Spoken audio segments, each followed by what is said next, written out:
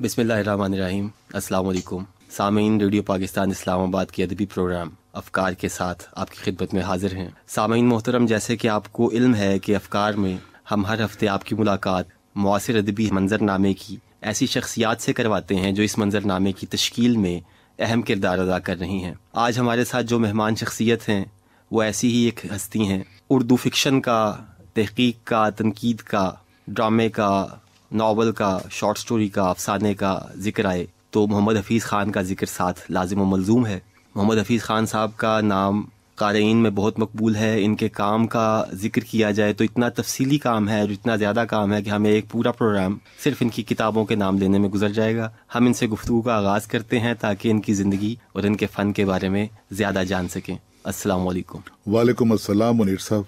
आपका बहुत शुक्रिया, आज आप अपनी इतनी मसरूफियत में से वक्त निकाल के आए हमारे पास। आप कहें और हम ना आए, ये कैसे मुमकिन है? आपकी मोहब्बत है, आपके साथ एहतराम का और अदब का रिश्ता है हमारा जी। और आपसे बात करके हमेशा बहुत खुशी होती है। सेम इस मेरे पास भी ऐसे जज्बात हैं आपके लिए। ये लफ्ज़ का ताल्लुक, मैंने इस पे गौर किया बहुत कि लफ्ज़ का ताल्लुक मजबूत तरीन ताल्लुक है। इससे बड़ा ताल्लुक है ही नहीं। आपका लफ्ज़ से रिश्ता कब जुड़ा? मैं तो छोटा सा था, अभी जो होश संभाला तो मैंने अपने इर्द गिर्द बच्चों की जो मैगजीन्स या कहानियों की किताबें होती थी उस वक्त, हमदर्द नौनिहाल जी, बच्चों की दुनिया, तालीम व तरबियत, ये तीन थे। इसमें जो हमदर्द नौनिहाल तो हमदर्द हकीम सईद साहब का था, तालीम व तरबियत फिरोज वालों का था, और बच्चों की दुनिया था वो जो निकालते थे आदाबर्स और चांद, एक कॉमिक मैगजीन होता था, तो उनका वो होता था। तो इनसे और उससे भी पहले जो जंग कराची में टार्जन की किस्त छपा तो उसका मैं इंतजार करता था रोजाना। जी, तो ये इतना अहम खित्ता है अदब का जो कि मुसलसल नज़रअंदाज हो रहा है। इस पे आपसे मैं चाहूँगा कि हम अलग से बात करें तो, लेकिन आज क्योंकि मैं आपके बारे में हम जानना चाहते हैं ज़्यादा, तो ये बताइए कि आगाज़ कैसे किया सफ़र का, कहाँ कहाँ रहे? आपका बहुत ही डाइवर्स और बहुत ही डाइवर्जेंट किस्म का करियर है, अदबी भी और ज़ाती भी। एक बेचैनी है आपके अंदर हमेशा से, एक इज़्तिराब है, आपको चैन नहीं आता। आप मुसलसल, एक वो इकबाल ने कहा शेर के एक इज़्तिराब मुसलसल गयाब हो के हुजूर, मैं खुद कहूँ तो मेरी दास्तां दराज नहीं। इसे सिमाबियत भी कहा गया। मैंने बहुत सारे प्रोफेशन बदले जी। मैं ये चाहता था कि ये भी कर लूं, ये भी कर लूं, ये भी कर लूं, ये भी कर लूं, और फिर वही हुआ कि जब मैंने देखा कि कहीं एक जात अल्लाह की जो है ना, वो इंसान को उसकी हदूद में रखती है। बिल्कुल। मैं बहुत एम्बिशियस था। अब जो मुझ में ये जिसे आप कहते हैं ना करार, ठहराव आ गया, ये ठहराव उस तरीके से नहीं है। सिर्फ आप मेरी वजह में देखते होंगे और मेरी डीलिंग्स में देखते होंगे। लेकिन मैं एक काम करता हूँ, दूसरा उठा लेता हूँ, दूसरा खत्म करता हूँ, तीसरा उठा लेता हूँ, और कभी ऐसा दिन मेरी जिंदगी में नहीं आया, अल्लाह करे और वो दिन आए भी ना, कि जिस दिन मैंने कुछ लिखा ना हो। माशाल्लाह। और ये जो आप कहते हैं ना कि मैंने, अब अगर मेरे प्रोफेशन पे आप देखिए कि मैंने उसका आगाज रेडियो से किया था 1975, जैसे मैंने बताया। 21 जून 1975 को मेरा ऑडिशन हुआ रेडियो बावलपुर पर, और उससे पहले मैं रेडियो मुल्तान पे यूनिवर्सिटी मैगजीन प्रोग्राम किया करता था। तो वहां पे प्ले राइट और कंपेयर वगैरह रहा। फिर मैं मुल्तान जब ला करने के लिए आया तो एनओसी साथ लाया, और वहां से मैं 3 साल करता रहा प्रोग्राम, और फिर मैं प्रोड्यूसर बना। लेकिन जब मैंने ये देखा कि अब ये मेरा मैदान नहीं है, अब मुझे कुछ और करना है, तो मैंने पीसीएस जुडिशल का एग्जाम दिया और जज बन गया। जब जज बना तो फिर मैंने 1.5-2 साल देखा कि यार ये सब कुछ यही था। तो वहां से इस्तीफा दे के चला आया, और अभी मैं घर पहुंचा तो इत्तेफाक से मेरी लॉ में फर्स्ट क्लास फर्स्ट थी यूनिवर्सिटी में। तो इस्लामिया यूनिवर्सिटी बावलपुर के जो चेयरमैन थे लॉ डिपार्टमेंट के, वो मेरे घर पहुंचे हुए थे, नईम भट्ट, डॉक्टर नईम भट्ट।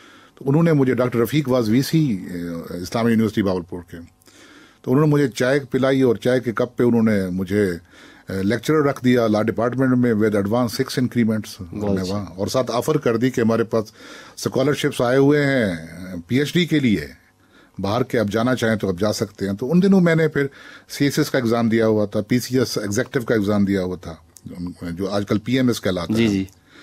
तो उनसे कहा कि मैं ये इनका इंतजार कर लूं तो रिजल्ट का तो फिर देखते हैं। तो इस पर मरहूम डॉक्टर रफीक ने कहका लगाया, तो मुझे उनका कहका याद आता है कि मैंने पीएचडी को प्रेफर नहीं किया कॉम्पिटिटिव एग्जाम्स पर। तो बहरहाल फिर ये आगे एक लंबी दास्तान है कि फिर वहां मैंने कोई 9-10 महीने ला पढ़ाया, फिर उसका रिजल्ट आया PCS एग्जीक्यूटिव का, तो मैं एक्साइज एंड टैक्सेशन ऑफिसर लग गया, इधर रावलपिंडी में लगा, मैं लाहौर में लगा। वो छोड़ दिया जब मेरा CSS का 12th कॉमन में आया, आर्यन एंड अकाउंट्स ग्रुप में, वहां चला गया, वहां भी चैन नहीं मिला, थोड़े अरसे के बाद छोड़ दिया। और फिर मैंने दोबारा, मुझे दिलिया याद आई कि वहां पर किसी किस्म की इंटरफेरेंस नहीं होती थी। मैंने फिर PCS किया जुडिशल, और फिर मैं जुडिशरी में चला गया। तो आपकी जिंदगी गुजरी यहाँ के बाद 2 कामों में जी, मुंसिफी में और मुसन्नफी में।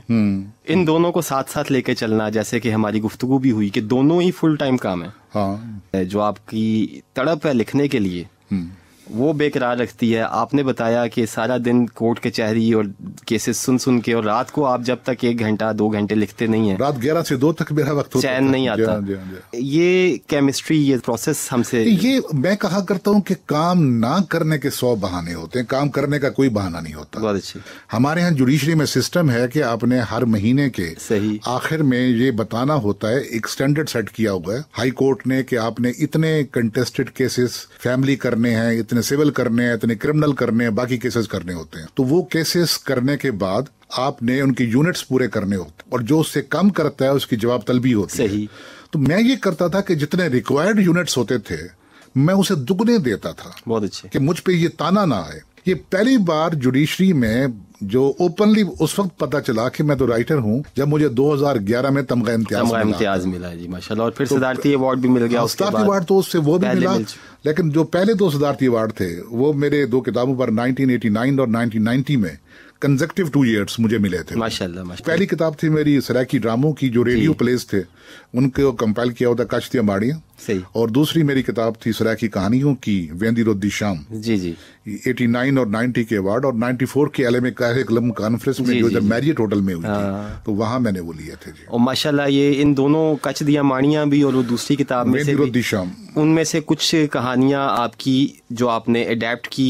और भंवर गर्दाब में उसमें वो ओरिजिनली उर्दू भी थी। अच्छा। उसकी जो अडाप्टेशन है ना वेंदी रोदी शाम से, सिर्फ एक मैंने उसकी अडाप्टेशन ड्रामा था, अपा पीप।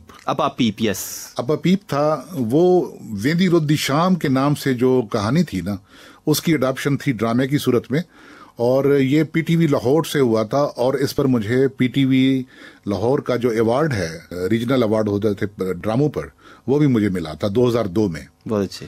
तो ये वहाँ अपना PTV के लिए बहुत लिखा, फिर जो सराकी चैनल्स हैं उनके लिए लिखा, उर्दू ड्रामे बहुत लिखे, पंजाबी ड्रामा लिखा PTV के लिए। 1965 की जब वार हो रही थी तो मैं तराने सुनता था, और मैं उस वक्त 4थी जमात में पढ़ता तो बहुत इंस्पायर था। तो मैंने छोटे छोटे नज़्में और वो तराने लिखे, और सूफी तबस्सुम के और राइस अमरोही के क्या, और जमीलुद्दीन आली के तराने। तो उनसे बड़ा, हमारे घर में वो खंदक भी खुदी थी, वो W शेप जब हमला होने के लिए।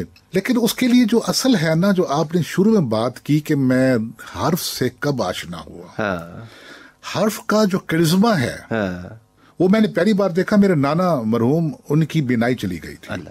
उन दिनों मैं 6ठी या 7वीं जमात में था। हुआ ये कि वो मुझसे किताबें सुना करते थे। मेरे हमारे घर में मेरे वाले साहब के 2 शौक थे जो किताबों के सिलसिले में। एक तो वो जमा करते थे तवारीख, सही, तारीख़ आलम पर, तारीख़ हिंद पर, पाकिस्तान पर जो भी किताब होती उनके पास होती। उन दिनों राइस एकेडमी और मकबूल एकेडमी की किताबें आया करती थी। सही। दूसरा उनका ये था कि वो मज़ाहिब आलम पर किताबें जमा करते थे।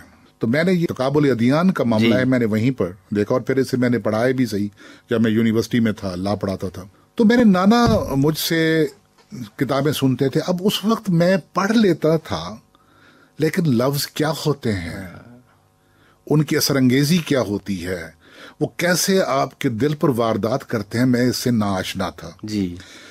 तो जब मैं कोई पढ़ रहा होता तो मैं अपने नाना को तरफ देखता, उनके चेहरे की तरफ, तो कभी उनके चेहरे पे मुस्कुराहट आ जाती, कभी उनके चेहरे पे दुख के बादल आ जाते, और कभी उनकी आंखें भीग जाती। मैं ये देखता कि ये मैं क्या पढ़ रहा हूं, ये लफ्ज क्या चीजें हैं, इनके अंदर कौन सा जादू छुपा हुआ है कि एक आदमी बैठा हुआ है, वो एक लफ्ज सुनता, उसकी आंखें भीग जाती हैं, फिर वही मुस्कुराने लगता है, और फिर वही संजीदा हो जाता है। तो उस वक्त मैंने देखा कि इस किताब में जो लफ्ज लिखा हुआ है ना, इस जादूगरी तक मैं भी पहुंचा। सुभान अल्लाह, क्या कहना है।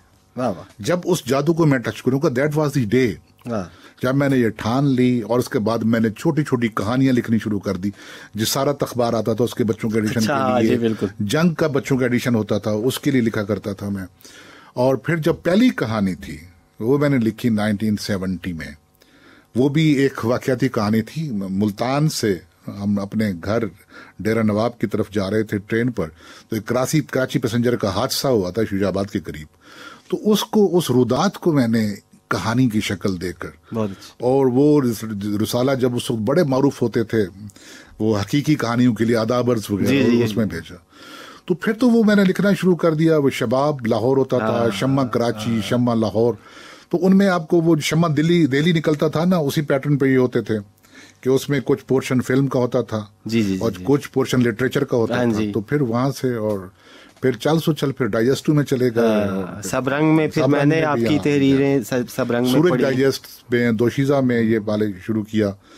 और जब 73 में मेरी पहली कहानी छपी सूरज डाइजेस्ट में कराची से, तो उसमें जो उसकी इलस्ट्रेशन इकबाल मेदी साहब ने बनाई, जो पहले सबरंग में टाइटल बनाया करते थे और इलस्ट्रेशंस बनाया करते थे, मुझे वो ले गए थे। मैंने कहानी सबरंग को भिजवाई थी और वो कहानी मेरी लेकर चले गए थे सूरज डाइजेस्ट में। अच्छा। विजात मिर्जा साहब थे, उन्होंने निकाला था दोशीज। और वो तो फिर इसी तरीके से ये सिलसिला चला, और ये सिलसिला चला। फिर मैंने सराकी कहानियां भी लिखी कुछ। लेकिन 1975 में जब रेडियो भावलपुर बना और वहां पर ड्रामा लिखने वाला कोई नहीं था, सराकी ड्रामा, तो फिर मुझे ड्रामे की तरफ आना पड़ा। मेरी कहानी कहीं पीछे रह गई और कहानी फिर इक्का दुक्का लिखी जाती रही।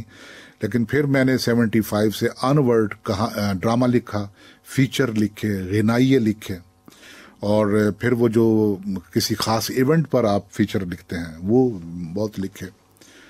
तो इस तरीके से। और फिर जब 88-89 के करीब एमए सराकी की क्लासेस शुरू हुई इस्लामी यूनिवर्सिटी भावलपुर में, तो उनके लिए ड्रामे के सिलेबस के लिए कोई ड्रामे नहीं थे। तो मुझे कहा गया कि अपने ड्रामों की किताब, तो फिर इस तरीके से फिर मैं इधर आता चला गया। तो आपने लफ्ज़ को तौकीर दी और लफ्ज़ ने जवाब में आपको तौकीर दी?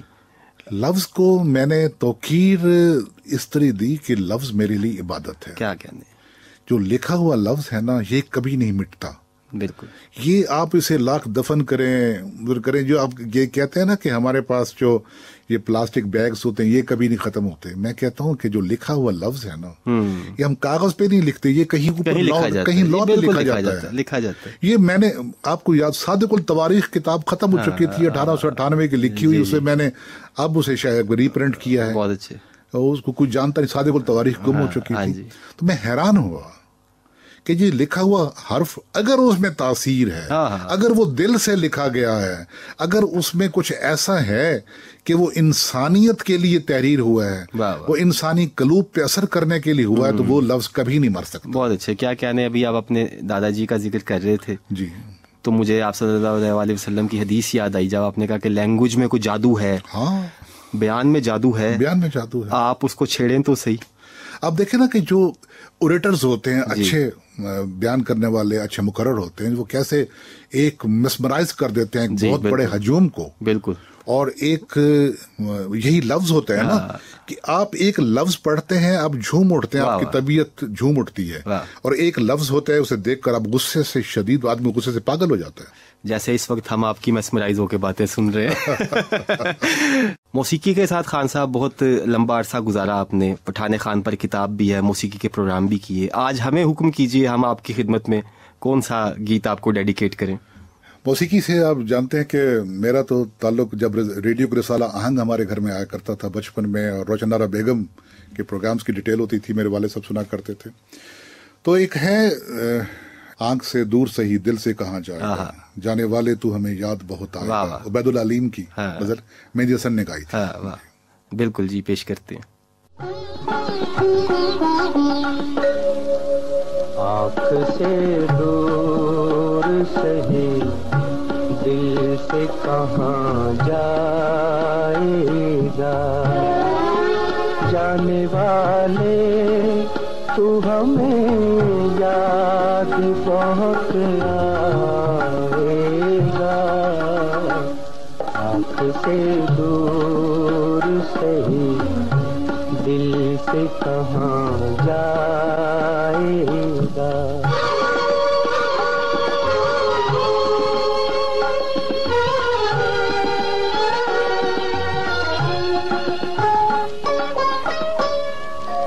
ख्वाब सा देखा है ताबीर न जाने क्या हो, जिंदगी भर कोई अब ख्वाब ही दोहराएगा। जाने वाले तू हमें याद बहुत आएगा, आपसे दूर से ही दिल से कहाँ जाएगा।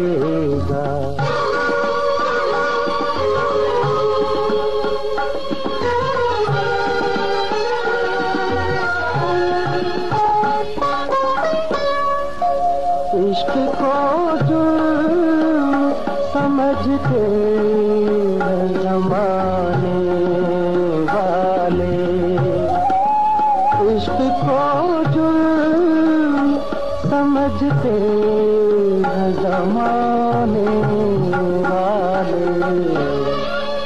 जो यहाँ प्यार करेगा वो सजा पाएगा। जाने वाले तू हमें याद बहुत आएगा, आपसे दूर से ही दिल से कहाँ जाए। ये बताइए, अफसाने से ताल्लुक कहानी से बहुत पुराना है। बहुत सारी कहानियां हकीकी जिंदगी की आपने लिखी और आपने कहा कि बहुत सारी कहानियां ऐसी हैं जिसकी मुझे लिखने की इजाजत ही नहीं है, बेतहाशा। तो वो कहानियां जो आपकी किरदार हैं आपकी फिक्शन में, औरत का किरदार बड़ा ही पावरफुल है। यानी इतना ताकतवर किरदार मैंने उर्दू की फिक्शन में औरत का, इतने रूप, इतने शेड्स, और मैंने लिखा भी हुआ है उस पे। तो ये क्यों आपको अट्रैक्ट करती है? क्या हफीज खान के अंदर भी एक औरत है? एक औरत होती है हर तख्लीकार के अंदर। डॉक्टर इस्माइल दुरानी ने भी लिखा था, आपने तो पहले उससे लिखा था। मैं अब 65 साल का हो गया जी। अब जब मैं इधर उधर बैठता हूं तो मुझे लगता है, मैं गौर करता हूं तो ये जो दुनिया है ना, ये एक तख्लीक है। और मैं पूरे यकीन से कहता हूं कि ये दुनिया औरत के लिए तख्लीक हुई है। ठीक है, बिल्कुल ठीक है। मर्द तो इसमें बस वैसे ही है कि हाशिए का किरदार है। हाँ, ये चूंकि जो तख्लीकी मादा है वो औरत को वदीयत कर बिल्कुल दिया ऐसे गया ही है। औरत और कायनात ये दोनों एक दूसरे के ममासिल हैं। बिल्कुल ऐसा ही है। इनसे आप देखें, कायनात से वजूद जन्म लेते हैं और औरत से वजूद जन्म लेते हैं। मैंने जब होश संभाला तो मैंने, अगर जो मेरी पहली मोहब्बत है और अभी तक वो मैं उस शहर से नहीं निकल सका, तो वो मेरी माँ। मैंने अपनी माँ का ये देखा कि उनकी कुर्बानियां देखी कि वो किस तरीके से हमें वो उन्होंने पाला पोसा। और फिर हमारे फादर वीकेंड पे आया करते थे, उनकी जॉब्स के सिलसिले में, सिविल सर्विस में थे वो। तो उन्होंने जो हमें सिखाया, जो हमें सबक दिया, उनका सबसे बड़ा मैं एहसान ये नहीं भूल सकता। मैं आजकल की माँओं को देखता हूँ और दूसरी माँओं को भी देखा करता था कि वो दुनिया भर के किसी मर्द से शाकी नहीं होती सिवाय अपने शौहर के। दुनिया भर के हर मर्द से वो तमीज से बात करेंगी, माँ सिवाय अपने शौहर के।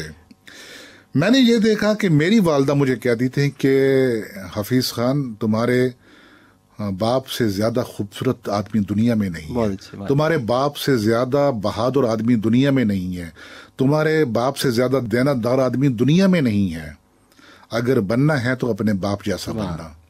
और फिर वो कहती थी कि बेटा कुछ कर लेना तो ये दुनिया तुम्हारी है, अगर कुछ नहीं करोगे तो ये तुम्हें हाथ फैला हुए, तुम झोली फैलाओगे, तुम्हारी झोली में भीख भी दुनिया नहीं डालेगी।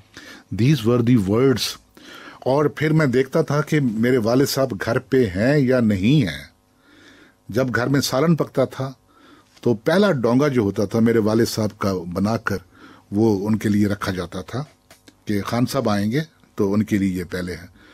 तो ये मैंने जब देखा, तो ये जब इस औरत का ये मैंने रूप देखा, उनकी कुर्बानियां देखी, और फिर 80 में जब मेरे फादर की डेथ हुई, मैं ला करके गया था और मेरे दोनों भाई भी छोटे थे, तो फिर उनका एक और रूप मैंने देखा कि जो सिंगल पेरेंट का होता है, कि किस किस तरीके से उन्होंने पाला।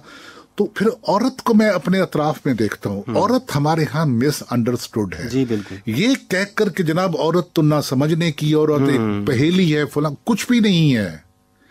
ये मर्द की कमजोरी है जिसको उसे पहेली बना दिया है। ये मर्द की बेअक्ली और नासमझी है जो उसे पहेली से समझता है। मेरी एक कहानी थी आटे की औरत, 1974 की। जब मैंने इधर ये स्टाफ ट्रेनिंग एकेडमी है रेडियो की, जब इधर ट्रेनिंग प्रोड्यूसर था, तो हमारा वो आया एक फॉर्मेट इंटरव्यू का, 1 हफ्ते का फॉर्मेट होता था ना ट्रेनिंग का। तो जमीर सिद्दीकी हमारे उन दिनों प्रोग्राम मैनेजर होते थे, तो उन्होंने कहा कि हर कोई अपना टाइटल रजिस्टर करवाए।